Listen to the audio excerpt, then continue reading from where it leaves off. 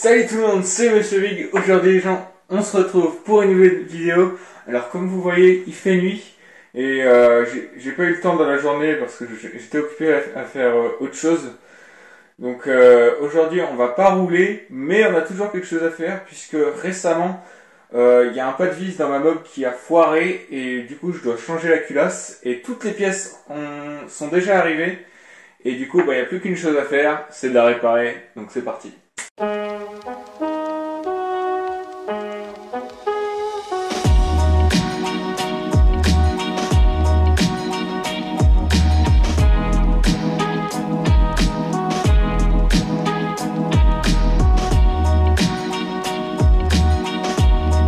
Alors on va commencer par la culasse parce que j'aimerais bien voir l'état de ce moteur, là où il en est, parce que quand même il a 33 ans ce moteur et on a, à part l'embrayage et l'allumage qu'on a changé, on n'a rien fait dessus. Donc j'ai hâte de voir dans quel état il est, si on a beaucoup de rayures dans le cylindre. J'ai hâte de voir le piston en vrai parce que vous allez voir le piston, hein. La culasse c'est ça, cette pièce là, vous voyez. Et en fait si je la change c'est parce que le filetage pour mettre la bougie ici, il est mort. C'est le filetage qui est là, voilà. Et ben il est mort. Du coup, bah c'est pour ça que je la change et on va pouvoir en même temps voir le vrai piston. Donc alors, une culasse, ça ressemble à ça et en dessous ça ressemble à ça. Donc là, il n'y a pas, pour les connaisseurs, il n'y a pas de soupape parce que c'est un moteur de temps. Et ça ici, ça s'appelle le décompresseur. En gros, ça aide à démarrer la mobilette, à amener plus d'air, puisque donc le décompresseur, on peut l'activer avec ça. Et du coup, ça ouvre la petite valve. Je pense pas que vous allez le voir, mais bon, allez, c'est parti.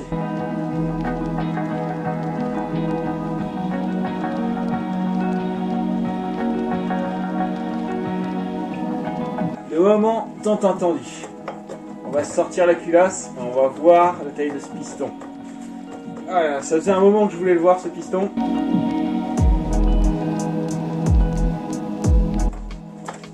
Yes. Ouh, ok. Donc ceci les gens là, c'est le piston.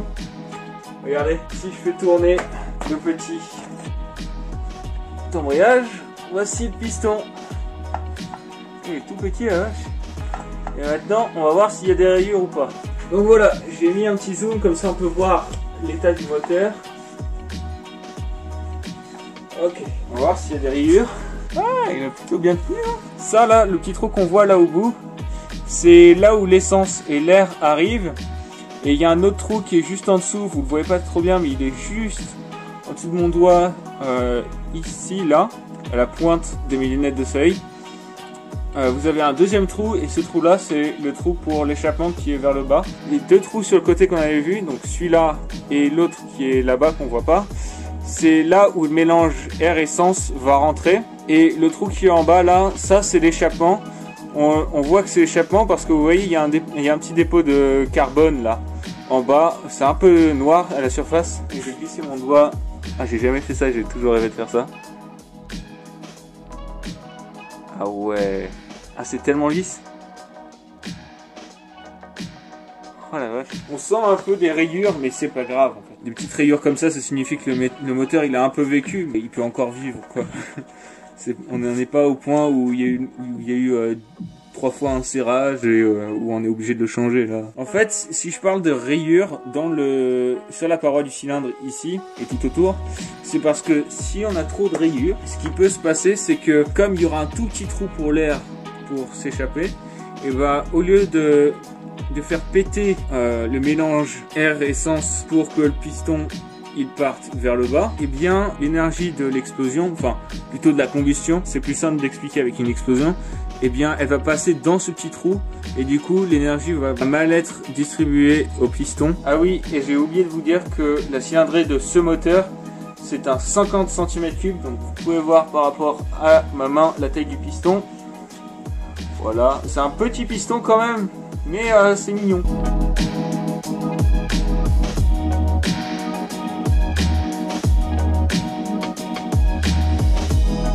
Bon voilà, je pense pas que je vais aller plus loin. Bon voilà, je vous dis, c'est un nettoyage rapide, j'ai pas envie de rayer quoi que ce soit. Là ce que je vais faire, c'est que je vais enlever le joint de culasse. Voilà. On va essayer de mettre le nouveau joint. Ensuite, on va mettre la culasse.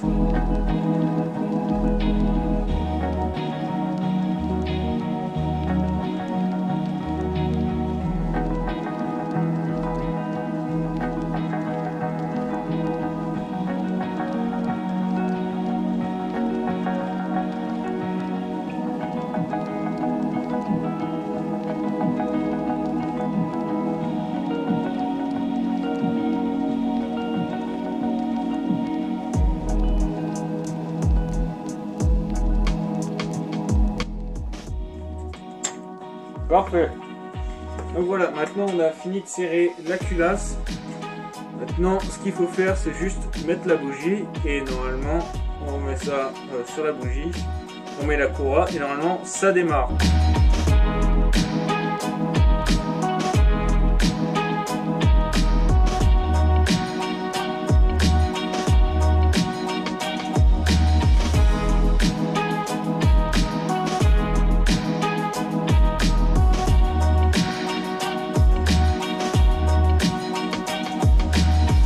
Bon alors voilà, j'ai déjà retiré le pneu arrière et l'état de la jante, franchement ça va, c'est que de la rouille de surface, donc il n'y a rien de quoi s'alerter et il n'y a rien de quoi s'inquiéter pour l'intégrité de la jante.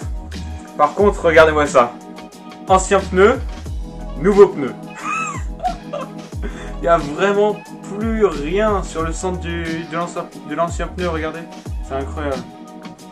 Donc voilà, il fallait changer les pneus quand même parce que là, c'était vraiment urgent. Et d'ailleurs, pour ceux qui se posent la question, je vais réutiliser la même chambre à air. Et oui, parce qu'en 34 ans, elle fuit toujours pas. Donc on va réutiliser ça. Bon bah écoutez, je vais monter le nouveau pneu sur l'ancienne jante. C'est parti.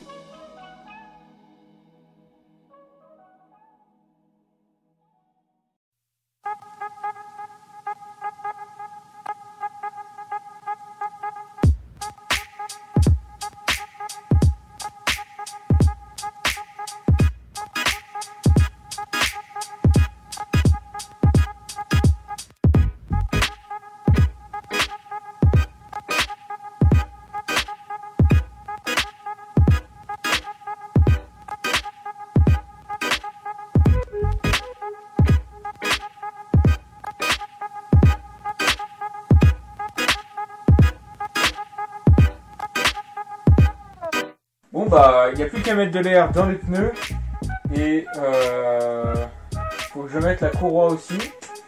Et bah après on va tester tout ça, on va voir si la culasse que j'ai mis, je l'ai bien mise ou pas. Ça peut être une possibilité. Donc on va voir si tout ça marche. J'ai juste hâte de voir si elle va démarrer avec la nouvelle culasse que j'ai mis en début de vidéo, je vous rappelle. Ouais, c'est parti, j'ai hâte. On met l'essence sur run, c'est pas grave, c'est fini.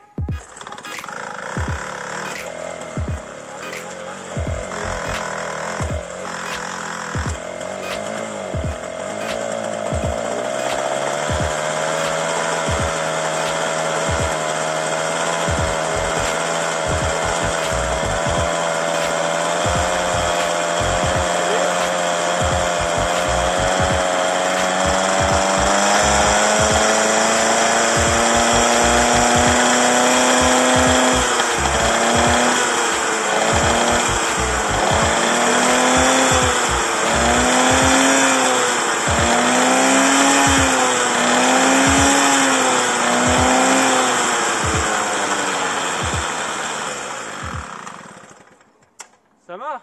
Yes! Si vous avez la moindre question à propos de cette mobilette là, ou à propos du matos que j'utilise pour filmer les vidéos, ou de ce que je fais sur cette chaîne, n'oubliez pas de les mettre dans les commentaires, je réponds tout le temps dans cette période là. Si vous avez aimé la vidéo, mettez un pouce bleu, ça m'aiderait énormément. Sinon, si vous avez encore plus kiffé la vidéo, n'hésitez pas à la partager. Écoutez, n'oubliez pas de vous abonner, c'est gratuit. Et n'oubliez pas d'activer la cloche de notification pour ne louper aucune de mes vidéos. Sinon les gens, on se voit à la prochaine vidéo. Ciao!